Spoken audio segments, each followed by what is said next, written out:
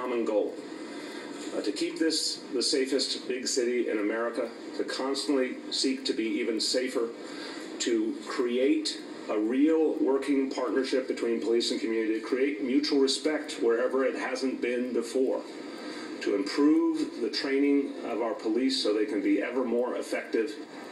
The mayor spoke for over an hour and touched on tensions that are well known in cities around the country, how police operate in communities of color, how the fear of violent crime paralyzes sometimes our feelings about an open society, and of course, the enduring politics of race. De Blasio won the mayor's office by campaigning against the racial profiling of stop and frisk policing, and he often included his multiracial family in his campaign ads. But today, he held back from issuing any racial judgments, and last week, his police commissioner basically ruled out race as a factor here. On the question of race, again, the concept here, I think everyone in this room needs to feel this. If anyone is accused of anything, they deserve due process and democracy. That's true for any individual New Yorker. That's true for any law enforcement professional. Everyone deserves due process. It's not appropriate to pass judgment on the Garner case until all the facts have been looked at. I personally don't think that race was a factor in the incident involving this tragic death, that our officers understand the importance of consistent policing, no matter whether the area is black, Asian, Latino, white. It's the consistency and the equal enforcement of the law.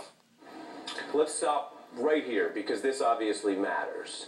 The officers in this incident are certainly innocent until proven guilty, and the mayor does have a careful line to walk. But when it comes to ruling race out as a factor, as you heard the commissioner say just then, does anyone who watched this video think the police would approach a dispute with a well-dressed, unarmed white man on Wall Street the same way?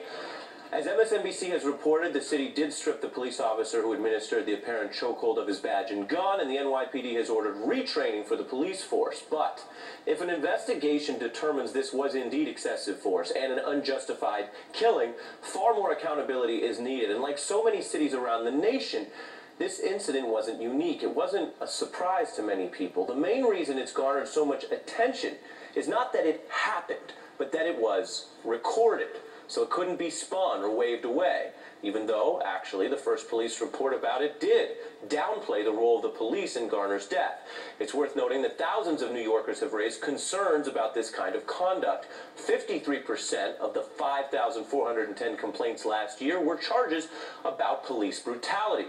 But nowadays, sometimes it's a single cell phone camera that's more powerful than any complaint or protest people lodge with the government.